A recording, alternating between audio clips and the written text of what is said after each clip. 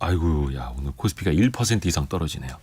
코스피는 1.16% 떨어진 2,636, 코스닥은 강보합 정도입니다. 0.1%만 오른 869, 원달러 환율은 1,332원 가리키고 있는데요. 특히 오늘 시가총액 상위 종목 중에서도 그렇고 뭐 현대기아차도 그렇고 은행주들 그동안 뭐 저 PBR 기업이 아니죠.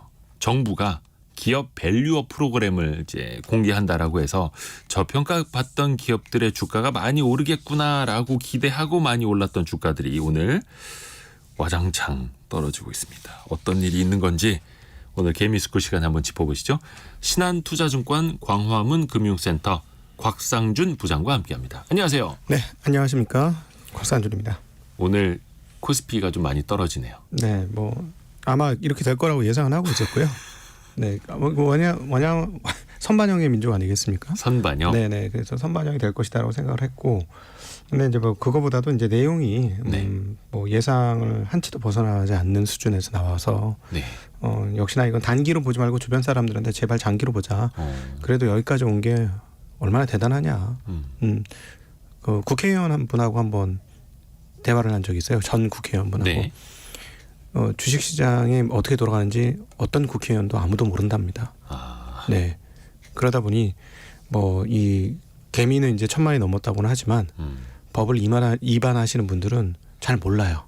네, 딴 색이에요 이게. 네. 그러니까 참여하시는 분 입장에서는 절실할 수 있지만 법을 위반하시는 분은 어느 나라 얘기인지 잘 모르는 상황인 거죠. 그나마 여기까지 나왔다는 건 그나마 뭔가 내용이 좀 접수가 됐다는 거니까 네. 이것도 뭐 거적적인 발전이다 이렇게 보고 있습니다.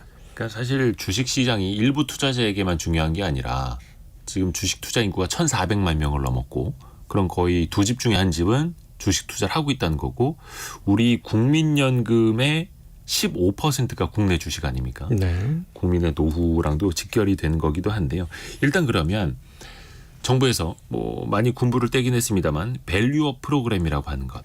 저평가받았던 기업들이 제 가치를 받도록 하겠다라고 하는 게 일단 공개가 됐는데 네. 대부분 뭔가 의무화 강제보다는 기업의 자율에 맡긴다는 흐름이네요. 네, 그렇죠. 딱 하나 이제 눈에 띄는 건 스튜어드십 코드 반영하겠다라는 거예요. 국민연금이 이것들을 행사할 수 있게 하겠다는데 사실은 이 행사만 제대로 해도 한국의 밸류에이션은 많이 올라갈 수 있을 것 같습니다. 그러니까 대주주가 제대로 된 행동을 못한다 이러면은 가장 큰 손인 국민연금 보유 지분이 많은 국민연금이 이건 좀 아니지 않느냐라고 얘기하는 거는 굉장히 의미 있을 것 같고요. 네. 그 외에는 뭐 스스로 알아서 좀 잘해라라고 하는데 조금 이해해야 할 부분이 있는 것 같습니다. 이게 네. 어떤 부분이냐면 주식시장에 상장을 했다는 건 일종의 동행을 한다는 것 같아요. 동업을 한다는 거. 그러니까 내 사업을 나 혼자 하면 그냥 내가 다 자본금 가지고 있으면서 거기서 나오는 이익이든 손실이든 자기가 다 알아서 하면 되는데 상장을 한다는 건 내 주식 일부를 판다는 거예요. 팔 때 어떻게 파냐면 비싸게 파는 겁니다. 그래서 다른 사람 자본을 비싸게 받아들이는 게 일반적인 상장의 이런 방법입니다. 네. 그러니까 다른 사람이 내 자본의 일부를 비싸게 사주면서 지분을 가지고 가는 거죠. 그러니까 지분이 나눠지는 거예요. 네. 그러니까 이건 일종의 동업이거든요. 근데 동업을 했는데 만약에 예를 들어서 뭐 친구 몇 명이 모여서 동업을 했는데 어떤 친구가 사업을 한다 그래서 그래 얘 똘똘하고 잘할 것 같으니까 돈을 이렇게 친구들이 뭐 이렇게 꼽아줬어요. 예를 들어서 좀 심하게 예를 들자면 막 그 친구는 5억 들고 있는데 옆에서 1억 이렇게 해가지고 돈을 줬어. 그래서 네. 절반 정도는 그 친구가 갖고 나머지 여러 사람이 나머지를 가졌어요. 근데 이 친구가 돈을 벌었어요. 네. 성공을 했단 말이죠. 근데 이 친구가 아직 우리 사업 좀 더 확장하고 그래야 돼서 돈 벌긴 했는데 너희들한테 나눠줄 건 없고 조금 더 확장해야 돼 이러면서 갑자기 차를 좋은 걸로 바꿉니다. 집도 좋은 걸로 바꿔요. 네. 가구도 좋은 걸로 바꿔요. 네. 그럼 이걸 우리가 일컬어 뭐라고 하냐면 예의 없는 사람이라고 표현할 수 있습니다. 그리고 이걸 조금 더 심하게 얘기하면 사기꾼 기질이 있는 애다 이렇게 표현할 수 있어요. 네. 한국 주식시장의 현재 상황이 딱 이러합니다. 요즘 많이 개선되고 있고 신세대 이제 CEO들은 이제 배당도 많이 하고 그다음에 이제 그 주주들한테 환원도 많이 해야 되겠다 이런 생각을 해요. 동업자 정신이 조금 있으신 분들이 있는데 주식시장에 상장했는데도 내 회사로 니네들이 왜 그래? 하는 분들이 꽤 많아요. 이런 분들이 이제 예의가 없는 분이거든요. 근데 이제 이 밸류업 프로그램을 한다고 했을 때 투자자들은 무슨 기대를 했냐면 예의 없는 거를 조금 강제적으로 예의 있게 만들었으면 좋겠다. 이런 거였어요. 그러니까 일종의 그 공동으로 지분을 소유하고 있는 사람들을 너무나 이제 무시하는 게 네. 대한민국 상장사들의 흐름이었는데 예. 제대로 좀 돌아볼 수 있게끔 하자. 네. 근데 이제 예의 없는 친구들한테 앞으로 네가 잘했으면 좋겠어. 너가 예의 있었으면 좋겠어라고 얘기한 거예요. 네. 이번 이 프로그램은. 자율에 맡길게. 예, 너희들이 다른 나라에 비해서 예의가 좀 없는 것 같으니까 앞으로 예의가 좀 있었으면 좋겠어라고 쉽게 얘기하면 이렇게 표현할 수 있는 거예요. 그러니까 이제 투자자들 입장에서는 네. 친구들 입장에서는 투자한 친구들 입장에서는 조금 답답하죠. 야 이거 뭔가 나오지 않겠어? 그랬는데 이 정도야? 이렇게 하니까 이제 주식시장에 빠지는 거예요. 그러니까 이제 자율에 맡기겠다라고 하는 거였는데 네. 그 동안에 자율적으로 잘 할 만한 대한민국 기업들이었으면 네. 코스피 코스닥이 이렇게까지 저평가였겠느냐라는 이제 반문이 또 따라 붙는 거죠. 전 세계적으로 지금 통화의 양이 어마무시하게 늘었습니다. 그렇죠. 네, 그래서 나타난 현상 중에 하나가 자본시장의 화랑이에요. 활황. 네, 지금 미국, 유럽, 일본 증시 다 사상 최고치 가고 있죠. 사상 최고치예요. 그러면 어떤 분 이렇게 얘기하실 수 있어요. 너희들은 중국하고 무역 거래를 많이 했으니까 그런 거지라고 네. 얘기할 수도 있어요. 자, 그렇다면 대만은요. 대만도 사상 최고치예요. 그러니까 거의 대부분의 국가가 지금 사상 최고치예요. 돈이 넘치거든요. 인도, 베트남 뭐 네. 다 좋아요. 근데 코스피만 지금 갈라파고스 네. 같은 곳에 있는 거죠. 그렇죠. 이 이유는 뭐냐? 예. 뭐 문제가 이제 연원을 따져보면 여러 가지가 있습니다만 뭐 조금 거슬러 올라가면 IMF 때부터 있기는 합니다. 문제가. 네. 이 IMF 때 현금을 들고 있었던 기업들은 벌떡 일어났고요. 사업을 이제 그 빚 많이 써가지고 했던 기업들은 여러 자빠졌어요. 아하. 그때. 그러다 보니까 현금 들고 있었던 기업들이 그때 밸류업을 하게 됩니다. 그 망하는 회사들 위기 때. 것 쭉쭉 사들이면서 네. 뭐 거저 M&A를 하게 된 거죠. 네. 그렇게 되면서 벌떡벌떡 일어나요. 그러다 보니까 이제 한국의 기업들이 어떤 게 있냐면 야 돈은 잘 쟁겨놔야 돼. 잘 쟁겨놔서 위기 때 사용해야 돼. 그냥 위기에 대응하는 건 나쁜 건 아닌 것 같아요. 그렇긴 해도 워렌 버핏도 그렇거든요. 지금 워렌 버핏도 사상 최고의 현금을 들고 있어요. 그리고 네, 그렇죠. 그런 어떤 그 좋은 투자처를 준비하면서 현금을 많이 갖고 있기도 해요. 근데 좀 다른 건 여기 배당도 안 합니다. 심지어. 버크셔 해서웨이는 배당을 안 하죠. 네, 안 합니다. 대신에 그 회사가 밸류가 낮게 형성됐다. 소위 순자산 가치 미만으로 주가가 떨어졌다고 생각하면 자기 주식을 사들입니다. 회사 돈으로 회사 주식을 사서 네. 소각을 해버리죠. 예, 그래서 이거는 너무 저평가된 거니까 다른 회사 사는 것보다 우리 회사 사는 게 좋아. 네. 이런 거거든요. 근데 우린 그것도 없어요.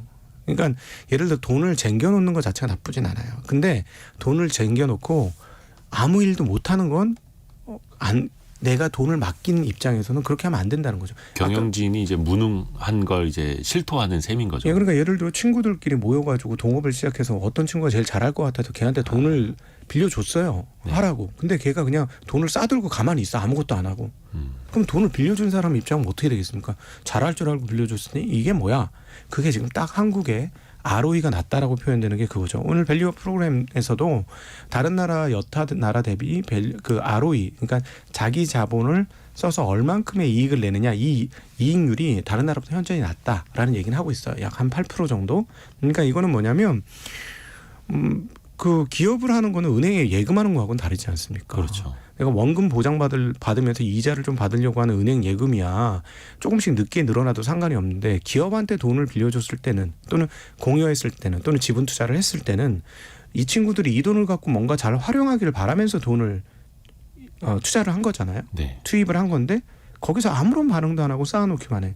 이거는 주주들에 대한 예의가 없는 거예요. 어떤 측면에서 보면.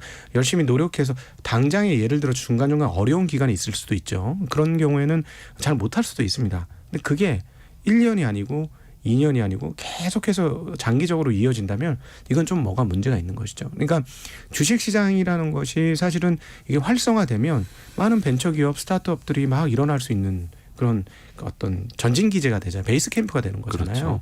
근데 그렇게 만들려면 자본의 활동성이 굉장히 좋아져야 되는데 지금은 한국은 자본의 활동성이 없어서 가뜩이나 성장률이 떨어지는데 기업들마저도 성장률을 올리는데 기여를 못 하고 있다는 것이죠. 근데 이거는 국가적인 차원에서 상당히 낭비적인 요인이라서 그래서 이제 이번에 밸류업 프로그램 될 때 왜 이렇게 주가가 많이 올렸냐? 설마 외국이 상식 수준을 하겠지라는 생각을 투자자들이 한 거예요. 네. 그러면서 특별히 저희가 이제 외국인들 투자가 얼마나 많이 됐냐면 작년 12월 이후로 딱 이제 석 달이 안 됐습니다. 예. 무려 13조 원 매수했어요. 한 2달여 만에. 그래서 제가 무슨 생각을 했냐면 얘네들 정말 순진한데 한다고 하니까 진짜 하는 줄 아는 모양인데 우리나라 그런 나라가 아니었는데 그래 나도 너희들이 생각하는 것처럼 그렇게 돌아갔으면 좋겠어 네. 라고 생각을 했으나 오늘 뚜껑을 따니 그래도 그냥 단선 하나 달렸습니다. 1차입니다.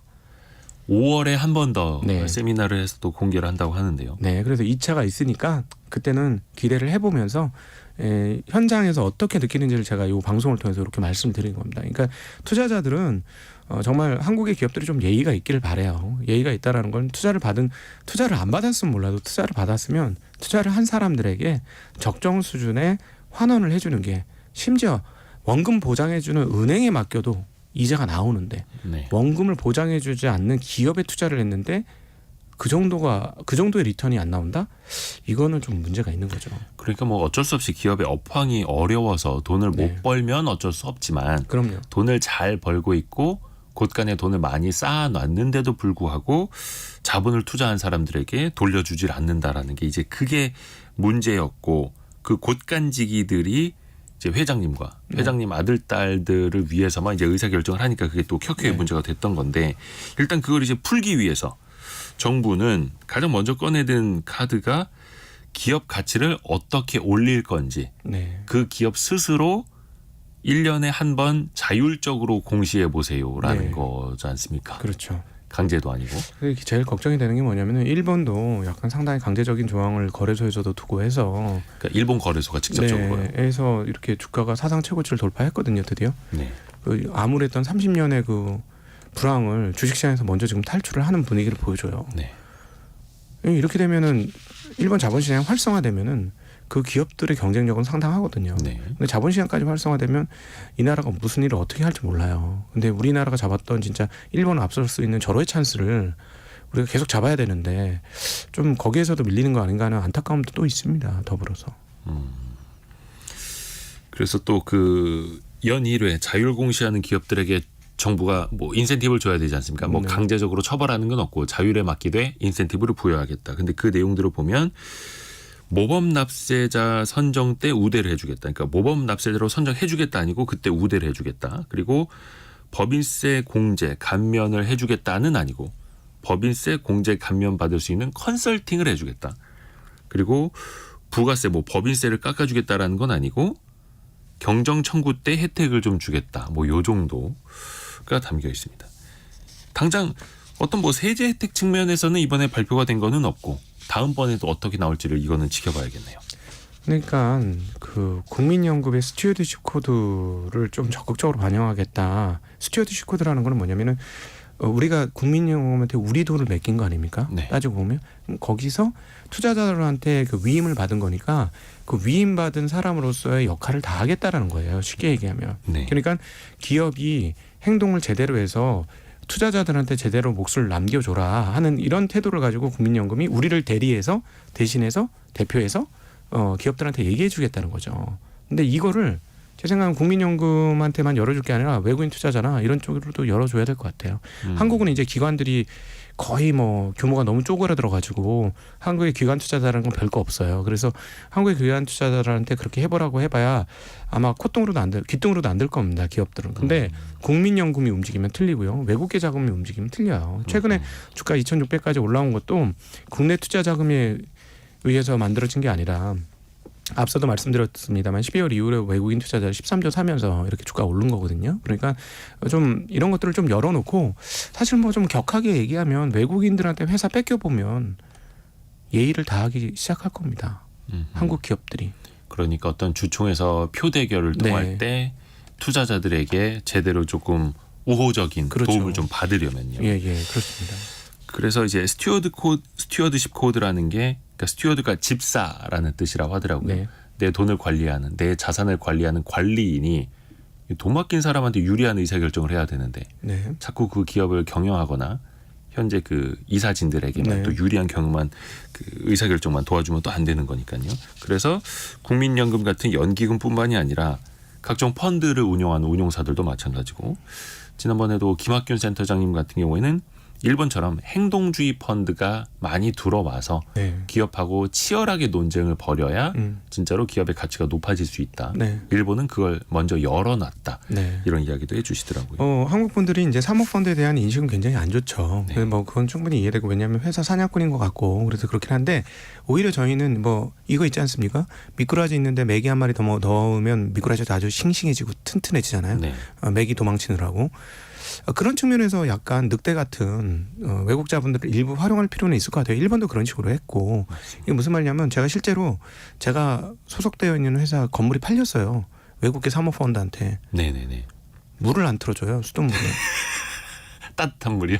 아니 물을 조금씩밖에 안 틀어주는 거예요. 물 아끼느라고. 예, 그러니까 정말로 막 어떤 느낌 내면 야 이렇게까지 바짝 말라가지고 마른 수건까지 짜네 이런 느낌 좀 있거든요. 예, 예. 그러니까 그런 걸 말씀드리는 거예요. 그러니까 어떤 그 자본을 제대로 활용하려고 노력하는 것과 자본을 갖고 있는 자본을 제대로 그냥 나중을 위해서 그냥 좀 두지 뭐 이렇게 하는 것. 그리고 또 가끔 요즘 많이 없어지긴 했습니다만 대주주가 그 법인 자금을 자기 사적인 어떤 좀 이익을 위해서 예를 들어 소나타 타도 되는데 G90 타고 굳이 뭐 그럴 필요 있습니까? 근데 그렇게 되잖아요. 그게 다 주주들의 돈인데. 그렇죠. 네. 그러니까 이게 주식회사라는 개념 자체가 아직도 우리나라 특히 이제 상장까지 했는데 네. 상장 기업이라는 그 공개 기업이라는 개념이 별로 없는 것 같고요. 일단 지금 우리 시장 놓고 보면은 코스피가 한 1.3% 정도 낙폭이 더 커졌고요. 그동안에 밸류업 프로그램을 기대하면서 올랐던 저밸류에이션 기업들 모 보험사 주가는 지금 10% 이상 14% 폭락하고 있고요. 하나금융지주 같은 대규모 금융그룹 뭐 KB금융도 마찬가지고 8% 9%이 정도면 뭐 폭락이라고 표현해도 될 것 같습니다. 네. 지금 현대자동차 기아자동차들도 급락을 하고 있고요. 이게 물론 이제 선반영을 한 것도 있겠습니다만 오늘 정부의 정책 발표가 또 실망스러웠다라는 네. 뜻도 될 테고요. 그렇죠. 요 오른 주식들이 다 밸류 기대감으로 오른 거니까 네. 뭐 그렇게 보는 게 맞을 것 같습니다. 근데 낙폭이 참 크긴 크네요, 이거. 근데 많은 사람들이 이른바 저 PBR주 그러니까 네. 한 주당 가치가 한 주당 순자산 가치만큼도 되지 않는 기업들에 대해서 많은 분들이 이제 기대를 가졌던 거잖아요. 네. 그런 측면의 투자 아이디어는 지금 시점에서는 좀 어떻다고 보세요? 단기적으로는 뭐 이렇게 그 선반영 되었고 그다음에 이제 또 실망이 나오니까 좀 빠지긴 하겠습니다만은 앞서 모두에 말씀드렸던 대로 그래도 여기까지 온 게 대단한 겁니다.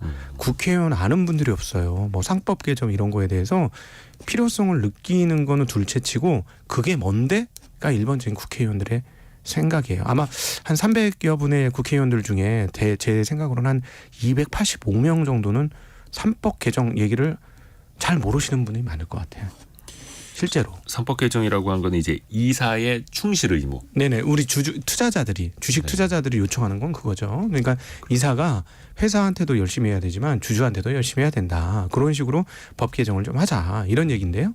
근데 그건 모르시는 분 대단할 거예요. 근데 지금 이런 이야기가 시중에 나오고 있지 않습니까? 그리고 주주분들도 여기에 뭔가 동감을 하고 있고 그다음에 저 같은 사람이 여기 나와서 거버넌스라는 단어를 사용한다는 것 자체가 3년 전하고 비교하면 진짜 천지개벽이에요. 그때는 아무도 못 알아들었는데 네. 지금 이제 기업 지배 구조가 왜 중요한지 네네. 이게 얼마나 주가를 떨어뜨리는 악영향인지를 이제 네. 깨닫고 계시는 거죠. 예, 그러니까 이제 다들 알잖아요. 한국이 이제 지정학적 리스크 때문에 주가가 빠진 게 아니라 대주주 리스크 때문에 주가가 빠졌다. 이런 것들을 이제 느끼는 거죠. 대주주와 일반 소액주주들의 입장이 서로 다르다. 이것 때문에 주가 빠진다. 이런 것들을 인식을 한 거니까 이제부터 저는 시작이라고 봅니다. 장기적으로 아마 뭐 거의 예언을 한번 해보면 앞으로 한 3에서 5년간 네. 이 부분들이 시장에 잘 반영될 거라고 봅니다. 이제부터 시작된 거고 그래요? 이런 어떤 저 PBR이라든가 저평가 기업들이 이거 안 되겠다 하는 것들이 이제 주가에 서서히 반영되는 거. 그리고 또 하나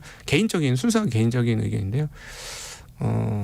이렇게 하면 욕 많이 먹을 것 같은데 무슨 말씀하시려고요? 그냥 어차피 뭐 버린 몸 계속 갑니다. 좀 옛날 분들은 가셔야 될 것 같아요. 그러니까 기업 경영에서 아마 저보다 좀 젊으신 분들 신세대들이 오시면 이거 느낌이 올 것 같아요. 그러니까 순화를 좀 하자면 세대 교체가 필요하다. 네, 그러니까 한 70년대 중반 이후 분들 있잖아요. 네. 그분들이 이제 회사의 대표가 되면 저절로 바뀔 것 같습니다. 왜냐하면 이분들은 이제 IMF의 추억이 좀 약하고요. 70년대 중반 이후의 분들은 그다음에 이제 미국이 어떻게 저런 어떤 화랑을 끌고 가는지를 성장기에 계속 목도했던 분들이잖아요. 그리고 또 미국이 주식시장을 얼마나 귀중하게 여기고 뭐랄까 그걸 중심으로 세상이 돌아가는지를 봤기 때문에 주식이나 이런 것들이 중요하다는 걸 아마 신세대 경영진들은 알게 될 것 같습니다. 그러니까 자꾸 이제 전쟁 추억이 이렇게 떠오르시는 분들은 아무래도 뭔가 자꾸 보호하고 쟁겨야죠. 그러니까 그런 분들이 지나고 나면 아마 서서히 바뀌지 않을까? 근데 이제 지금부터 시작됐다고 봅니다. 저 개인 순수한 개인적인 의견입니다. 세대 교체 과정에서 이제 경영권 승계를 위해서 뭐 상속세라든지 이런 걸 절감하려고 주가를 눌러놓는다라든지 이런 네. 것도 이제 굉장히 많이 반복이 됐었기 때문에 이건 또 대한민국 주식시장뿐만이 아니라 많은 투자자분들이 또 익히 알고 계시는 측면이기도 하고요. 또 한 가지 이제 덧붙여드리면 상법 개정이라든지 금투세 폐지라든지 이런 거는 뭐 정부에서도 그렇고 대통령도 그렇고 이제 공약을 한 네. 거고 뭐 국회에서 또 논의가 되고 있는 걸로도 알고 있고요. 이건 좀 한번 기다려봐야겠습니다.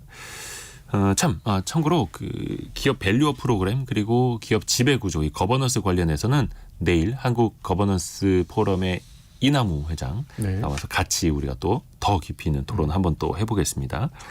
약간 투자 측면에서 다시 이야기를 좀 돌아가 보면 이 코리아 밸류업 지수를 바탕으로 한 ETF도 연말쯤에 출시를 한다 하더라고요. 그러면 여기에는 저평가 기업뿐만이 아니라 네. 밸류업 할 수 있는 의지가 있는 기업들을 담아서 일종의 상장지수 펀드를 만들겠다라는 건데 네. 이건 좀 어떻게 볼 수 있을까요? 뭐 기업 그 정부 정책에 반하지 마라라는 얘기가 있으니까 뭐 네. 나쁠 것 같지는 않습니다만은 ETF는 수백 개 중에 한 개니까요. 네. 그죠. 여기에 뭐 돈이 몰린다 하더라도 네. 그 영향 자체가 또 제한적일 수밖에 없는 네. 거고요. 자, 이제 눈을 또 해외로 돌려보겠습니다. 뭐 코스피는 뭐 어쩔 수 없이 계속 이제 박스피라는 오명을 현재까지 달고 있는데 그 잘 나가는 나라 중에 뭐 미국을 또 빼놓을 수가 없으니까요. 또 미국에서는 AI, 이 GPU, AI 반도체 관련해서 엔비디아가 또 엄청난 대장주 역할을 하고 있습니다. 미국에서 시가총액 3위까지 올랐고 지난주 발표된 실적도 깜짝 실적이었습니다. 네, 기가 막히죠. 전반적인 평가를 좀 해주실까요? 이거 이제 20년 코로나와 21년도, 22년도에 있었던 사건을 한번 상기시킬 필요가 있는데요. 공급망 적체라는 거 들어보셨죠? 그리고 자동차도 반도체 공급 부족으로 인해서 자동차 중고값이 신차보다 더 올라갔던 경험이 있습니다. 딱 그거하고 비슷하다고 보시면 돼요. 지금 GPU 공급망 적체가 발생한 겁니다. 이건 이번 거는 왜 그러냐면은 공장이 없어서 그렇습니다. 이게 지금 GPU가 제대로 만들어지려면 첨단 패키징 방법인 코웍스라는 방법을 도입해서 해야 되는데 이거를 제대로 해줄 회사가 세계적으로 대만의 TSMC밖에 없어요. 그래가지고 공급이 적고 수요는 폭발을 했습니다. 수요는 빅테크들끼리의 경쟁이고 빅테크가 과거 이제 20년을 통해서 야 여기서 이거 못하면 우리 도태돼 이런 생각을 굉장히 강하게 하는 거죠. 네. 그러다 보니까 그 수요가 폭발했고 그거를 충분히 만들어줬으면 가격이 여기까지는 안 올랐을 거예요. 네. 예, 근데 공부를 못했기 때문에 부르는 게 값이에요. 이거는 이제 한국의 하이닉스의 HBM도 마찬가지고 HBM의 수익률을 보면 어마무시한데 그것도 다 부르는 게 값이라서 이렇게 된 거고 이러다 보니까 어떤 일이 벌어지고 있느냐? 뭐 오픈 AI의 일종의 뭐 핵심 CEO인 샘 알트만은 네. 5조 달러, 7조 달러 투자하겠다라는 정말 이상한 얘기를 했고. 우리 돈으로 9천조 원. 네. 그리고 손정희 의장은 1,000억 달러 투자하겠다라고 한 게 결국은 딴 게 아니라 이 칩을 좀 싸게 공급받고 싶다라는 그런 염원을 담은 발언이다. 이렇게 보면 될 것 같습니다. 그만큼 공급이 부족하기 때문에 그리고 또 이 공급 부족은 대략 제 판단에는 한 6개월 동안 대체제가 없을 것 같습니다. 단 삼성 파운드리가 갑자기 우리가 모르던 사이에 실력이 엄청나게 증가해서 이런 것들을 맡아서 GPU를 만들어줄 수 있고 그리고 이제 그 사이에 아마 한 6개월 정도면 될 것 같긴 한데 HBM을 만들어도 그걸 턴키로 다 같이 한꺼번에 다 붙여서 만들어줄 수 있다면 요동치겠죠. 시장은 요동치고 GPU 가격은 만들어준 공급이 많아지니까 가격은 좀 떨어질 수 있겠죠. 근데 이거를 지금 시장에서 누구도 믿지는 않고 있습니다. 이런 가상을. 일단 전 세계적으로 대용량으로 한 번에 많이 이제 연산을 할 수 있는 GPU 이걸 또 이제 서버로 많이 이제 넣으려고 하는 그 인공지능 서비스 때문에 이런 수요가 높아지고 있고 엔비디아가 그 중심에 있고 그 수요는 앞으로도 또 꾸준할 수밖에 없고 네. 지금 그래서 이른바 서학개미들이 미국 AI 관련주들을 많이 매수하지 않습니까? 대표적으로 엔비디아고 이른바 이제 열풍이라고 할 수 있을 정도인데 그렇죠. 지금 시점에서는 좀 어떻게 평가하세요? 제가 계산을 해보니까는 이제 매출 성장률이 최근 그 3개년간의 기록적인 매출 성장을 했는데요. 대략 한 88%, 34%, 22%각 분기별로 성장해서 이게 연별이 아니라 네. 분기에 이렇게 성장하는 경우, 그런 규모가 이렇게 큰 회사가 이렇게 성장하는 경우는 정말 찾아보기 힘들어요. 그럼요. 그러니까 저도 한 20몇 년 일해봤는데 이렇게 다 된 기업이, 큰 기업이 이런 스타트업 같은 실적을 내니까 좀 기가 차요. 네. 엔비디아 시가총액이 이제 2조 달러여서 엔비디아 시가총액만 한 2,600조 원. 네. 코스피 전체 시가총액보다 엔비디아 하나가 더 크죠. 네. 근데 주당 순위 성장 속도는 매출 성장 속도보다 당연히 더 큰데요. 그 흐름들을 살펴보면 147%, 약 49%, 약 28% 정도 지난 3분기 누적 이렇게 성장을 해왔습니다. 자, 근데 보시면 아시겠지만 147에서 49%, 28%로 성장률이 줄어요. 성장률은 조금 네, 낮아요. 이거는 어쩔 수 없어요. 왜냐하면 규모가 커지고 있기 그렇죠. 때문에 성장이 줄게 되고요. 대략 그러면 저는 개인적으로 계산을 해보면 2024년도는 25% 내외 성장을 하지 않겠느냐라고 봅니다. 네. 25% 성장을 해서 이 회사에 한 30배 정도 주가를 주면 한 875달러 나오더라고요. 대략. 네, 25달러. 그러니까 러프하게. 그러니까 PER 30배 그러니까 현 주가보다 주가 수익 배율을 30배까지 쳐서 네. 미래 실적을 감안을 했을 때 네. 목표 주가가 뭐 한 870달러 정도 나옵니다. 네네, 그 정도. 그러니까 미국에서도 대부분 IB 네. 투자은행들에서 목표 주가를 쓸 때도 한 850달러에서 네. 800달러대 후반대 많이 내놓고 있더라고요. 예, 그런데 이제 문제는 뭐냐면 여러분 아셔야 될 게 이게 어떤 거냐면은 내 질문을 하나 했어. 제가 이대호 기자님한테 질문을 하나 했어요. 네, 네. 근데 이대호 기자님, 그래 잠깐 알려줄게 하고 갑자기 백과사전을 펴. 네. 그걸 걸 싹 다 읽는 거예요. 예. 그리고 제 질문에 답을 해주는 거예요. 예. 이게 지금 생성형 LLM 모델의 흐름인 거예요. 네. 그러니까 어떻게 보면 되게 쓸데없는 짓을 하는 거죠. 제가 질문 하나 했는데 백과사전을 다 읽고 하는 거예요. 근데 그건 사람이니까 그걸 말도 안 돼 이러지만 기계로 하면 이걸 빨리 할 수 있거든요. 그렇죠. 몇 초 만에 되니까. 네, 근데 빨리 하려면 전력이 필요해요. 그렇죠. 그게 다 전력의 힘으로 하는 겁니다. 네. 그러니까 전력 소모가 어마무시하게 많이 나타나는 거예요. 네. 뭐 하나의 질문에 대해서 엄청나게 많은 전력을 쏟아서 답을 주는 것이죠. 네. 예. 그러니까 이 모델은 제가 보기에는 당분간은 빅테크들의 싸움이기 때문에 계속 가는데 네. 일정 수준 지나면 다른 경쟁자들이 뛰어들 겁니다. 근데 첫 번째 가장 강력한 경쟁자는 누가 될 거냐면 전력 사용을 덜하는 칩을 만드는.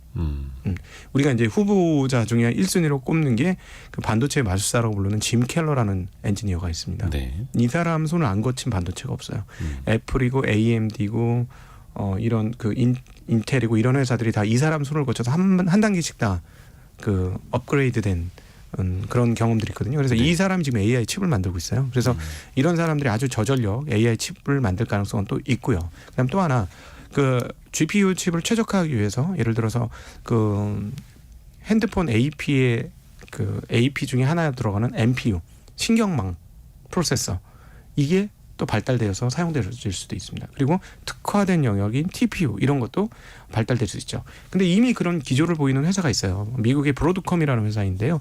원래 이게 통신칩 만드는데 또 하나 사업이 ASIC 칩이라 그래서 주문형 반도체를 만듭니다. 그러니까 거대한 기업들이 기본적으로 이 LLM 모델의 AI를 성취하기 위해서는 GPU를 사용을 하되 이제 때가 되면 GPU가 가격이 너무 비싸고 이걸로만 다 하기에는 너무 부담스러우니 예를 들어 자기네가 스스로 만든 TPU라든가 또는 NPU를 개량해서 여기에 적합하게 만든다든가 해가지고 이 GPU 사용량을 줄이려고 노력을 할 거예요. 네. 근데 그럼에도 불구하고 그럴 때까지 시간은 아마 6개월에서 1년 정도 더 걸릴 것 같다. 그래서 대략 한 6개월에서 1년 정도는 계속 성장할 가능성이 있고 지금 그 가격을 반영을 굉장히 빠르게 주식시장이 하고 있는 상태다. 그리고 젠슨 왕 CEO의 발언을 보면 이분은 발언을 되게 보수적으로 하는구나라고 느꼈던 게 이 추세면요 1년 안에 2배로 성장할 가능성도 있거든요. 근데 뭐라고 얘기하냐면 5년에 2배 성장한다는 얘기를 하고 있어요. 네. 그러니까 뭐 아주 말을 강하게 한 CEO는 아닙니다. 그래서 아마 얘기한 만큼은 아마 실적 발표할 때 성과를 낼 가능성은 좀 있어 보이고요. 이미 800달러대라서 그렇죠. 거의 네. 다 올라왔죠. 많이는 뭐 제가 계산해 보니까 진짜 세게 가면 한 1,000달러, 1,100달러 까지도 가능할 수 있겠더라고요. 정말 모든 게 환상적으로 잘 풀리면. 근데 주식이라는 건 네. 제가 감히 말씀드리면 먹는 게임이 아니라 안 깨지는 게임이에요. 그렇죠. 그래서 항상 조금 보수적으로 가야 돼요. 그래서 투자를 생각하시고 계신 분들은 있는 분들이야 뭐 이런 전망에 따라서 더 들고 갈 수 있는데 이걸 투자를 할까 하는데 온통 지금 사방팔방이 엔비디아로 도배가 됐거든요. 제 주변에. 전 세계가 다 엔비디아 얘기만 하고 있죠. 네, 그래서 참 이걸 어떻게 봐야 될까 해서 조금 보수적인 관점도 필요할 것 같습니다. 그리고 또 되게 특이한 상황이에요. 어떻게 플랫폼 기업보다 하드웨어 만들어주는 기업이 더 클 수가 있어요. 이게 아주 좀 뭐라고 표현하나 좀 이상하게 표현해 보면 그렇게 표현할 수는 없지만 애플한테 납품하는 거 아니에요? 엔비디아가 예를 들어 그다음에 뭐 마이크로소프트라든가 구글한테 납품하는 입장이잖아요. 네. 근데 납품하는 업체가 납품 받는 업체보다 훨씬 더 사이즈가 큰 거예요. 근데 반도체에서 가끔 그런 일이 있긴 있어요. 뭐 슈퍼을이라고 하죠. 예, D램도 모자랄 땐 그랬죠. 네. 예. 그래서 그리고 또 하나 여러분은 이제 보셔야 될 게 뭐냐면 이 LLM 모델이 성장하면 메모리 시장 성장은 어마무시하게 커질 겁니다. 동반 성장하죠. 예. 그리고 우리 그 카이스트 김 박사님도 표현을 네. 했지만 아주 잘 표현을 하시셨더라고요. 뭐냐면 GPU, CPU는 글을 빨리 쓰는 거다. 근데 어디다 글을 써야 되냐면 칠판에 써야 되는 거다. 네. 근데 그 칠판이 메모리다. 근데 엄청나게 빨리 쓸 수는 있어졌는데 칠판 개수가 모자라서 적어놓은 걸 기록을 못한다. 네. 그러니까 결국은 칠판 개수를 엄청나게 늘려야 된다. 이 얘기를 하거든요. 네. 그러니까는 GPU가 앞으로 더 잘 되고 또 인공 AI가 더 잘 되려면 메모리의 수요가 폭발할 겁니다. 그래서 한국의 미래는 되게 밝다라고 볼 수 있는데 주가는 그렇지는 않죠. 그래서 되게 안타깝죠, 저희가. 그리고 아까 그 말씀 중에 그 이야기해 주셨던 TPU 같은 경우에는 이건 이제 AI 연산에 특화된 뭐 네. AI용 반도체 이렇게 또 이야기를 해도 될 것 같습니다.